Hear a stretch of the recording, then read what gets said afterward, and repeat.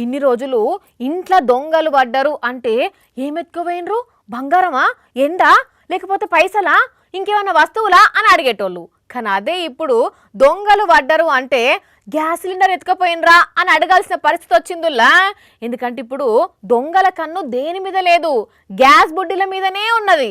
ఒక్క gas cylinder ఇస్తే నెలంతా ఫ్రీగా తిండి పెడతామని కొందరు హోటల్లో ఆఫర్ పెట్టినందుకో, లేకపోతే గ్యాస్ దొరుకుతలేదు కదా బయట, అమ్ముకుంటే ఎక్కువ వస్తాయి అనేనో తెలియదు గాని దొంగలు ఇండ్లలో ఉన్న ఎండి బంగారం కూడా ఇడిచిపెట్టి గ్యాస్ బుడ్డిలనే ఎత్తుకోబోతుర్రట.